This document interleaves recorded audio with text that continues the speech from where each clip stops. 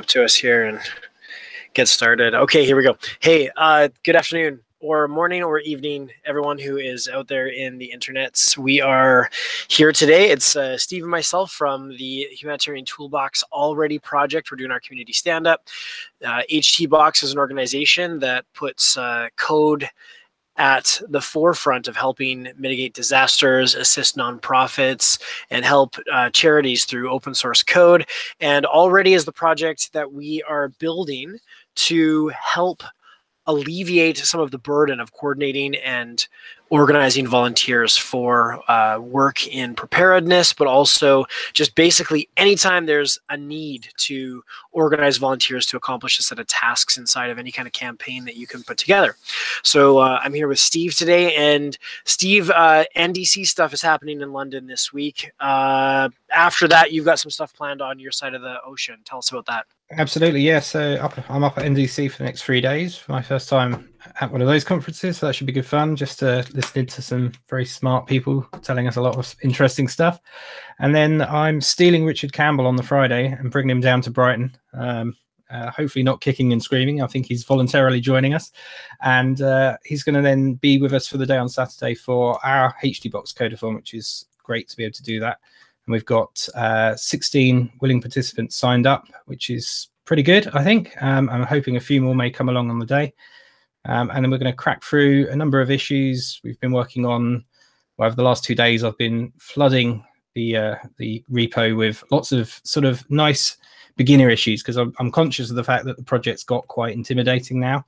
And we have some quite big, meaty pieces, which are great to work on, but do take a bit of getting to know the project before you can sort of dive into those. So we've picked out a lot of stuff from the UX review, the initial UX review that I've done with Chris, who we talked to last week. And they're just kind of quick wins, things we can do on the UI that just make things a bit slicker until we get a chance to do sort of a bit of a deeper review and more work on sort of the whole framework of how we lay the site out and manage user flows and journeys. That should be great fun.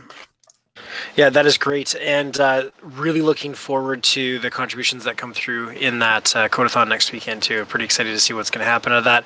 Pushing through some of those issues there. I see you've got the project set up, so people who are coming in are going to be able to see pretty easily what it is that they need to be tackling. So that works out well. And we can also, anything that isn't accomplished through that, we can just add to the next project, which is the one that we're working on as well. We're coordinating for the global MVP audience. So this is the Microsoft MVP community, who are familiar with many different aspects of software development, project management, user interface design, deployment issues, automation issues, Microsoft Azure, ASP.NET Core, all of these things. And we have a number of things that are kind of in the queue scheduled for that. Some of those have carried over from things that we've been working on since last summer. Kind of the nature of volunteer time and open source work is that some of these things you think will be, all these are going to be great, we're going to knock these off really quickly. And then it's just a matter of actually getting some time and some people who've got the ability to commit to it. So we've got these issues lined up. We've got a project set up for both this weekend's event and for the MVP Global Push. Now, being an open source project, if somebody wants to jump in and start doing contributions, by all means, just put your hand up. We are not closing the door to any contributors out there. So feel free to just sign your name, just hit the repo at HTBox, go to github.com, whack HTBox, whack AllReady, and go to find an issue that you are interested in working on, put your name there, and then we will make sure we can get you plugged in. So today I thought what we would do is kind of look at one of the big concerns is that we see this actually quite often at the Codeathons, is that there's a little bit of hesitancy to submit the first pull request. And so we just, I thought there'd be no better way to do this than to do one of these live. So we're going to have a look at some of the code that Steve's working on a pull request that's probably set up to be knocked out of the park by someone this weekend, but otherwise someone from the community at large could also pick it up. So I'm going to just share my screen here and have a look at one of these issues, and we'll kind of just walk through what it looks like. You are screen sharing, present to everyone. Can you see that, Steve? I can. I've got a screen inside a screen inside a screen, but I think that looks good. Yep. The 1980s are here, and they are at large with us. Okay, so I'm just scrolling through a number of the issues here. I'll go into the pull request. So this is, for those of you who haven't seen the project before, we are at the HTBox organization inside of or on GitHub, and then you can pop into the AllReady repo. We're usually going to be at or near the top, but you can always just do a quick search for AllReady, and then we will show up. And inside here, I'm looking at these pull requests. The project I was talking about were these two. So the virtual codeathon is the one that we're kind of doing at large. And you can see there's about 20 events here that can be, or 20 different projects that can be kind of tackled. And Steve's got already 33 in the Southeast Codeathon that's going to be happening this weekend. So anything that doesn't get scooped up this Friday, Saturday, this can be, these will be open and available. But right now, these are organized in a great starting point for anybody who's looking at joining this weekend. Okay, so we have we use the help wanted and the good first issue tags. So feel free to dive in on any of those. This is what it's going to look like after you do you find an issue, you say, hey, I think I'd like to work on this one. And then you simply fork the repo. You're going to clone it, pull it down locally. You're going to do some work, and then you're going to send up some commits on your branch that you're doing. Make sure you've created a branch for it. And then eventually you're going to get to a point where you'd like to get some review done. So this is the pull request that we're looking at by Steve here. It's the initial work for request comments. So a couple of things that I like about this so far. Right now, the body of the text of the comment on the pull request has a link back to the issue that it's trying to address. This is really important for whomever is doing the review, because this allows us to quickly jump in and see what the issue is. So going in here as a user, I want to be able to add information to a request. The information is the detail for what the volunteer needs to be doing. It should not be limited to a short number of characters. If possible, it should be possible for the set of users to add information. And then we have a description for tasks, but this is more about adding comments.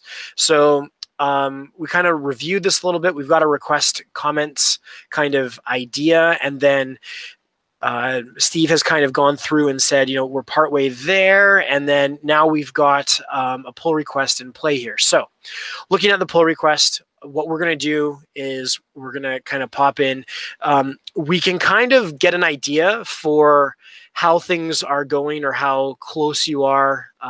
Also, whether or not the process by which you've cloned and branched and all of those things is healthy, and we can give you some indication when we see your list of commits. Sometimes we come in here, we see 197 commits and they're by different people, and we just know that you either pulled from the wrong branch or you've merged in something from a different branch than was intended, and so we can help get you back on track with that. So this is why these pull requests are good early on.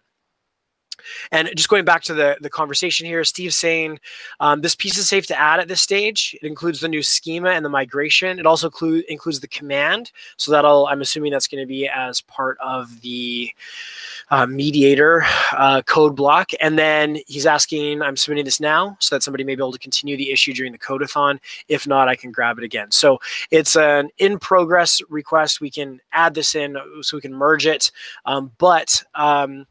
I'll come back to that in just a minute. So looking at this, I'll just zoom in a little bit so it's a little easier to see for anyone following along at home, and maybe not that big because then everything's falling across. Okay, there we go. So some of the things that we're going to be looking for. So first of all, this is a feature. So I know it's a mediator bit. So namespaces are clean. We've got a class that is telling me what it's doing. We've got the handler in the same class.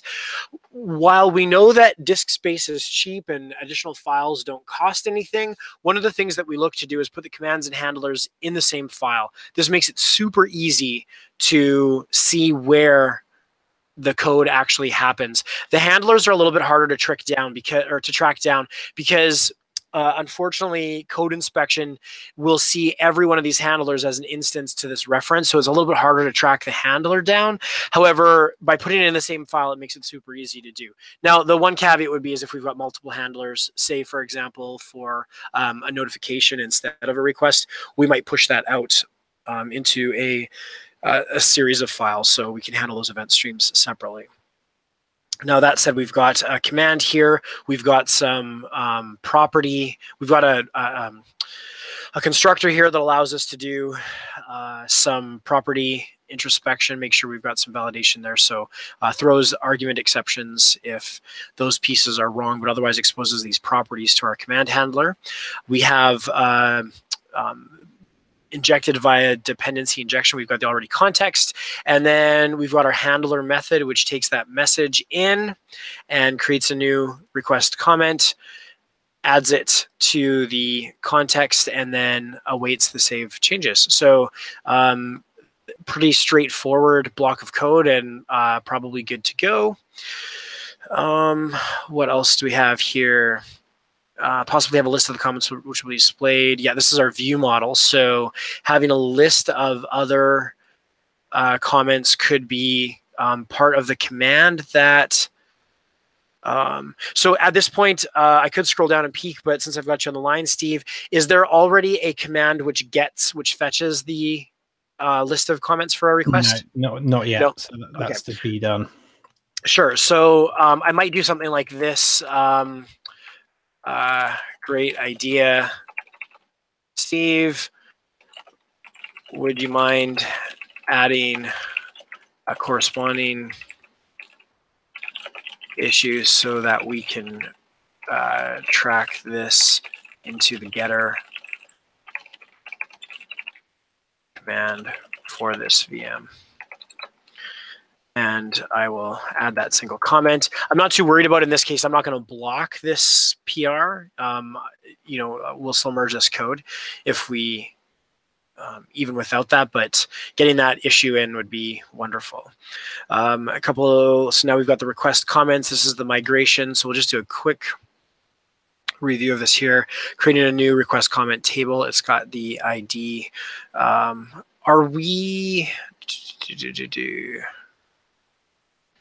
int ID? So I'm going to do a quick check because I actually don't recall off the top of my head, but I believe our models use, what am I looking for here? Event manager. So this is the event. We are just using straight int IDs on here, so that is aligning with what we're doing. So we've got an int. Okay.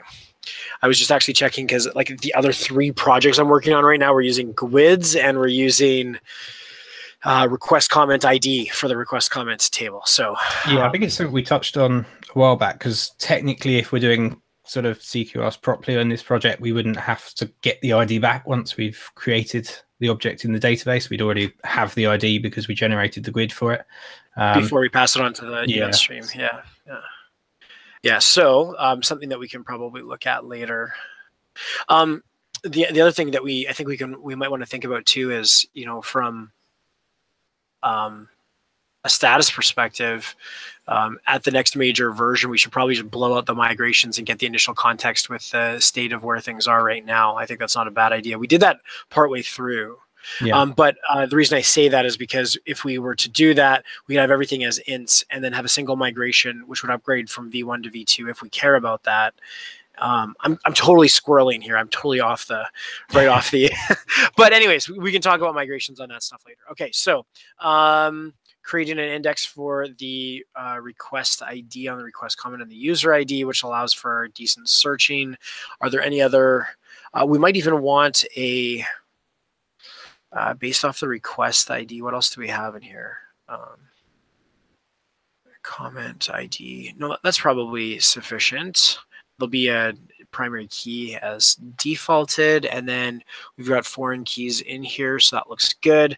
We don't really care about the model snapshot. It's auto-generated. Already context. is extending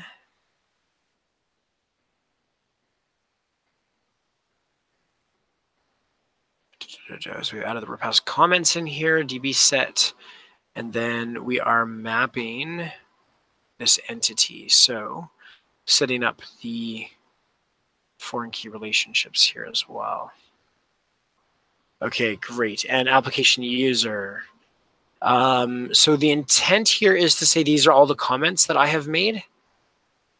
Yes, yeah. If we do ever need to navigate back that way, we've got it there on the app user.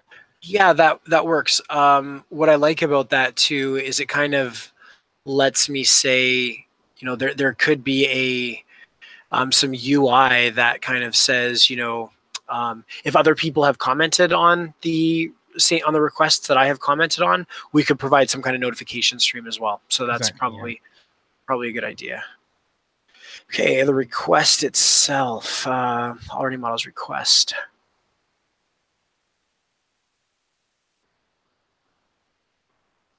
That adds the comments to the request. Great.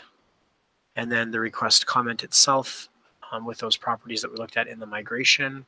And everything looks decent from here. Well done stuff. So now I don't have Steve on the line, but Steve, I know you probably have the project up on GitHub. So we'll just simulate an action here. I'll say, Steve, oops, looks great.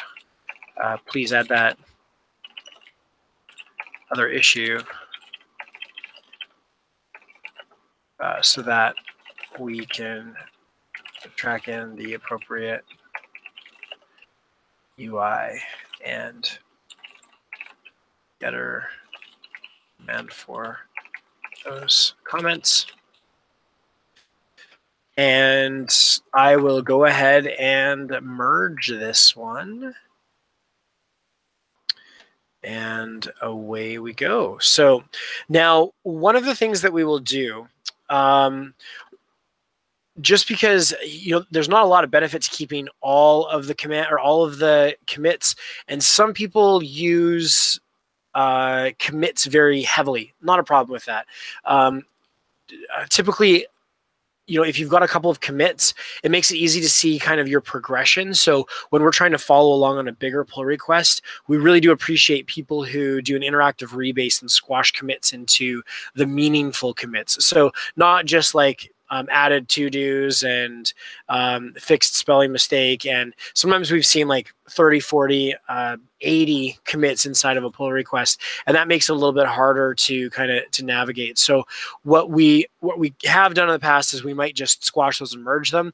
But here there's just a couple of commits and they make sense to live standalone. So I'm just going to go ahead and click merge pull request. You'll notice a couple of things here. And I'm going to confirm the merge. You'll notice a couple of things here when we look at the pull requests. We have a automatic request or an automatic check that goes into play and shows us what has happened. So this is another great reason to push a pull request up. It's going to allow us to actually take a look at the build sequence and see any failing tests or any build failures. And that'll help us to navigate through whatever issues that you might be having on your local machine as well. So here I can see everything runs through and the tests pass. We got a build success. That gives us a green light on the last commit that was pushed through. And then I know that I can go ahead and merge it safely. And that's pretty much what a pull request looks like for a lot of our stuff. This one was a nice sized one. There wasn't too much in terms of code in it. And some of the other things that we might look for is if you're making changes to UI, then it's probably pretty handy to stick a screenshot in here. Steve, anything else from your side that might be interesting to add in? No, I think that's it. The only thing to mention, I think, is if this was a completed piece of work that I wanted to close that issue, that 2042 there, I can say fixes 2042 as my comment there in the description. And when you merge that in, it would have closed that issue for us as well, which is really useful from our side, just for keeping the issues clean.